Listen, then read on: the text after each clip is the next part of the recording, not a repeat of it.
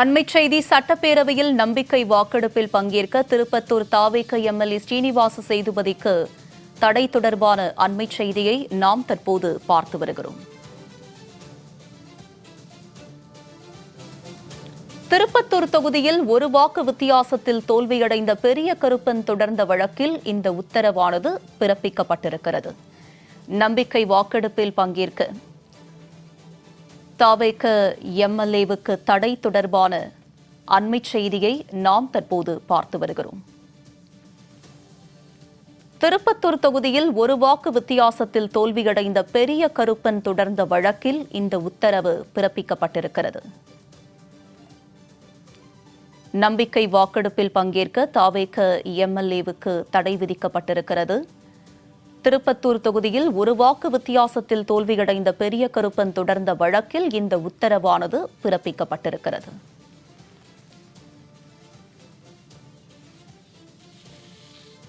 தாவேக MLA Srinivasa சேதுபதிக்கு தடை விதிக்கப்பட்டிருக்கிறது. நம்பிக்கை வாக்கெடுப்பில் பங்கேற்க இதனை நாம் அண்மைச் செய்தியாக பார்த்து வருகிறோம்.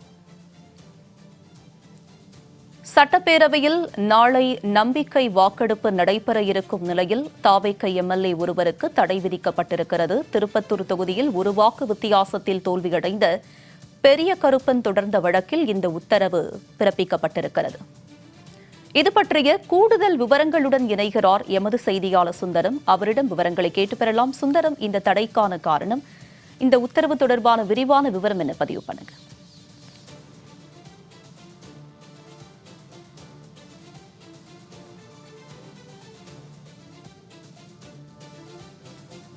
சட்டப்பேரவையில் நம்பிக்கை வாக்கெடுப்பில் பங்கேற்க திருப்பத்தூர் தாவேக எம்எல்ஏ ஸ்ரீனிவாச சேதுபதிக்கு தடை விதிக்கப்பட்டிருக்கிறது. இதனை நாம் அண்மைச் செய்தியாக பார்த்து வருகிறோம்.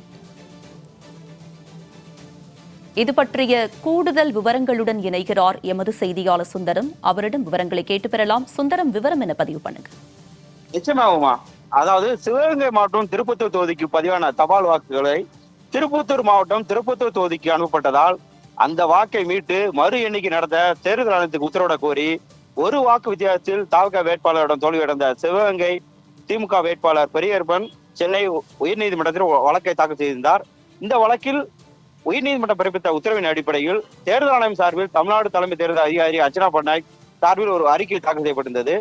அதில் தேர்தல் முடிவுக்கு எதிராக தேர்தல் வழக்கு தான் தாக்கல் செய்ய முடியுமே தவிர ரீட் வழக்கு தாக்கல் செய்ய முடியாது என்பதால் இந்த வழக்கு விசாரணை உகந்ததல்ல என்றும், இதையே மக்கள் பிரதிநிதித்துவ சட்டமும் உச்சநீதிமன்றம் தீர்ப்புகளும் உறுதி அளித்துள்ளது என்று தெரிவிக்கப்பட்டிருந்தது.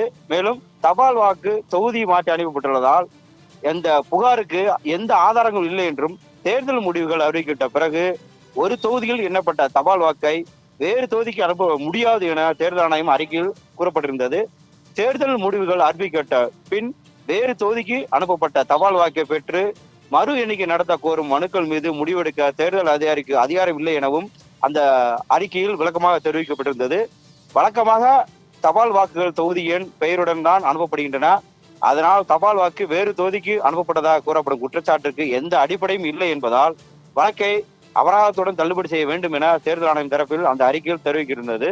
மேலும் நம்பிக்கை வாக்கெடுப்பு தொடர்பாக பல்வேறு ஆதாரங்கள் எல்லாம் இருப்பதாக தொடர்ந்து இந்த முழுமையாக அவருக்கு நடவடிக்கை வேண்டும் என்று அந்த வழக்கு தாக்கல் செய்யப்பட்டிருந்தது. இதனையடுத்து எல்லா தரப்பு வாதங்களையும் கேட்ட நீதிபதி இது தொடர்பாக தேர்தல் தீர்ப்பு பின்னர் அறிவிக்கப்படும் என அறிவித்திருந்தார்.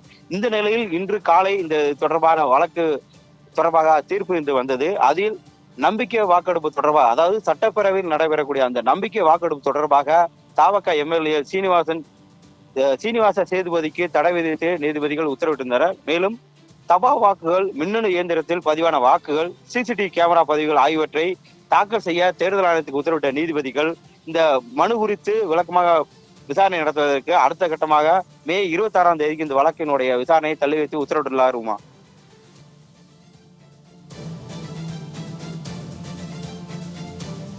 விவரங்களுக்கு நன்றி சுந்தரம்.